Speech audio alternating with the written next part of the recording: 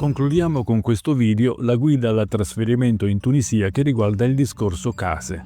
Affinché possiate comprendere meglio, sarebbe utile guardare il video che vi indico qui su e in descrizione, come costruiscono le case in Tunisia, perché vi chiarirà alcuni aspetti che non sono mai stati trattati in rete. Come sempre su Diario Tunisia vi racconto la realtà delle cose e credetemi se ve lo dico, con le case ci sono aspetti che non immaginavate e ve li racconto tutti in questo video.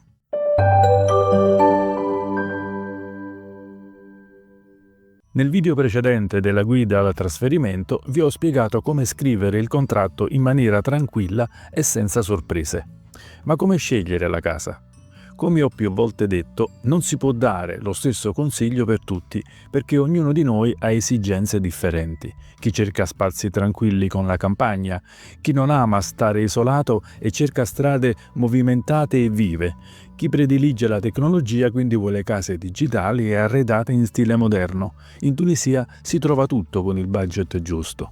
Purtroppo, come ho già detto in altri video, i tempi sono cambiati e così i costi. Quindi per case tecnologicamente moderne e ben arredate di 2 camere non si può pensare di spendere meno di 1.500 dinari al mese, salvo rari e fortunati casi. Fatta una breve introduzione, vediamo ora cosa aspettarci da una casa in affitto. Valutiamo il luogo in cui ci troviamo, se siamo in una strada principale, con le illuminazioni funzionanti. Al pian terreno sarebbe utile avere un impianto di videosorveglianza, perché in Tunisia è un forte deterrente. Un muro non eccessivamente basso. Avrete notato che qui tutte le finestre hanno delle protezioni metalliche e questo lo dico non perché la piaga dei furti negli appartamenti è così drammatica, ma è un fatto. Case isolate, stranieri che tornano al proprio paese per un periodo dell'anno, ecco perché sotto l'aspetto della sicurezza alcuni accorgimenti fanno la differenza. Ho detto più volte che piccoli paesini carini e non turistici andrebbero evitati. Meglio preferire le aree turistiche. Alcuni edifici hanno una vigilanza 24 ore e questa è un'ottima cosa. Ripeto, niente allarmismi, i furti qui ci sono come in tutto il mondo, Italia compresa, e non sono all'ordine del giorno, ma se vivete un po' isolati in una bella villa e tornate in Italia per 6 mesi all'anno, meglio trovare qualcuno che vi controlli la casa spesso, perché in questo caso la possibilità di trovarla svaligiata da oggetti di valore ed elettrodomestici è alta. Ma state tranquilli comunque, qui i ladri aspettano che in casa non ci sia nessuno, le rapine violente sono rare e in quei pochi casi che si sono verificate si è scoperto che avevano storie nascoste. Passiamo ora ad un altro aspetto della casa e riguarda per lo più quegli appartamenti scelti in edifici, magari di 3 piani e più. Cercate di capire chi avete come vicini, al piano soprastante, di fianco.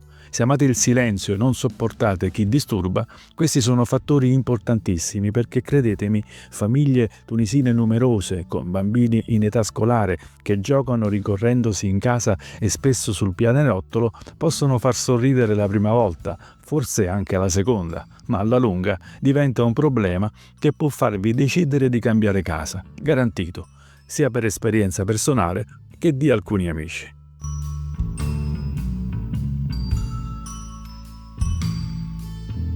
Questo aspetto è dovuto a come costruiscono le case, per questo vi consiglio di guardare il video che già vi ho segnalato all'inizio, perché è estremamente illuminante sull'isolamento acustico e termico.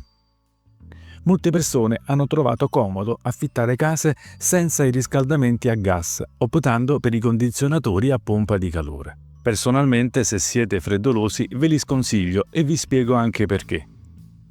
Non è per un fattore spesa, qui gas e luce sono davvero economici, ma proprio per un fattore di caldo. L'aria calda vi scalda l'ambiente, l'aria che vi circonda, ma appena spenti la temperatura scende velocemente e non in ultimo considerate la secchezza dell'aria che in pochi sanno quanto possa far male.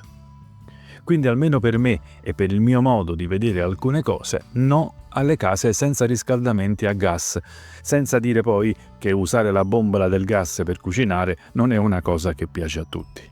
Parliamo ora di un altro problema che ormai è diventato ben noto, quello dell'interruzione dell'acqua.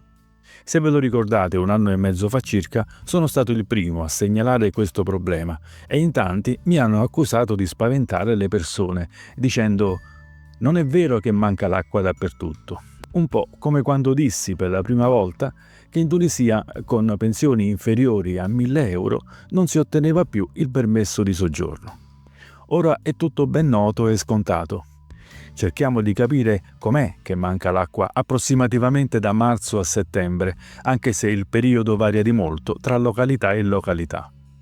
La siccità rende le riserve idriche nazionali molto basse, si parla infatti di riempimenti che non superano mai il 35-37%, di conseguenza lo Stato le tutela, tagliando l'erogazione. Immaginate quindi un bel appartamento al secondo o terzo piano, con una terrazza fronte mare, un arredamento moderno e funzionale, e poi fatevi la doccia al pomeriggio, magari quando tornate dal mare, con le bottiglie d'acqua. Anche no, vero?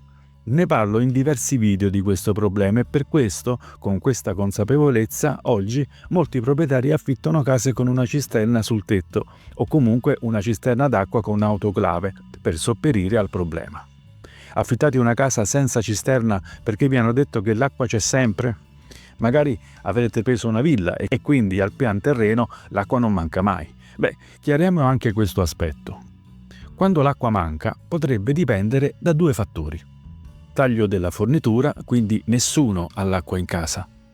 Oppure importante diminuzione della pressione che arriva a garantirne ai piani bassi un filo e dal primo piano in su però la pressione non è sufficiente. Ecco perché spesso chi racconta il proprio vissuto trova persone che non sono d'accordo su certe informazioni. Ma il problema andrebbe compreso bene perché una cosa è chiacchierare tra amici, un'altra è provare a raccontare dei fatti che dovrebbero essere il più coerenti possibile se ad ascoltarvi è una platea numerosa.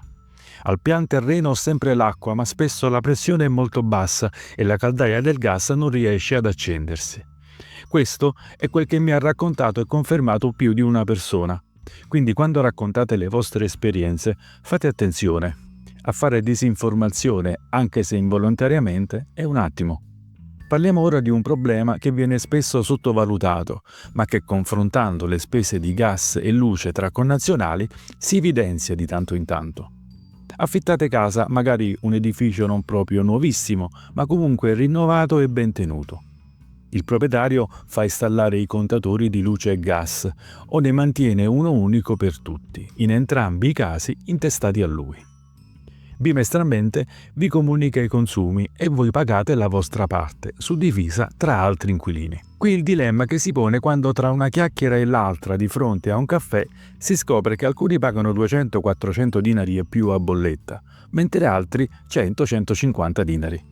Chiaramente non voglio dire che tutti i proprietari che non hanno singoli contatori per ognuno facciano i furbi, ci mancherebbe, lo dico sinceramente, ma chiaramente per alcuni connazionali la domanda sorge spontanea e chiedendo di avere un contatore proprio hanno ricevuto un diniego. Che resta da fare? Cambiare casa se non volete continuare a fare opera via per sempre. Ho fatto un quadro ben descrittivo di alcuni tra i problemi che si verificano più spesso nell'affittare casa. Se avete visto il video in cui parlo dei contratti e di come vanno scritti, avrete compreso che è sempre meglio scrivere ogni accordo con nuove clausole. Il proprietario rinuncia all'aumento? Lo scrivete. Vi dice che si occuperà lui di pulire le scale? Scrivetelo. Vi dice che entro il mese successivo vi cambia i climatizzatori o ve ne installa uno nuovo?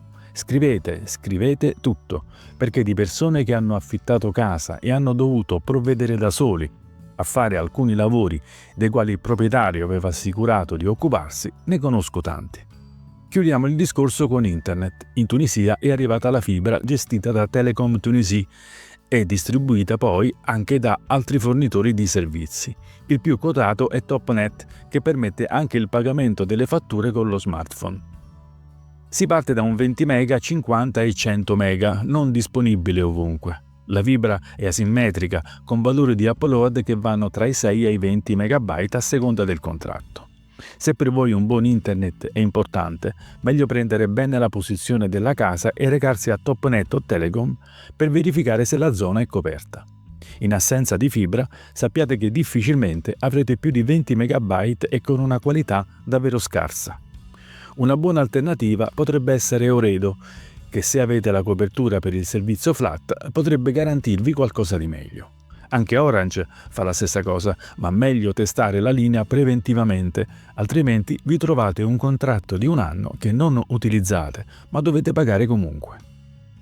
Avere le idee chiare è importante.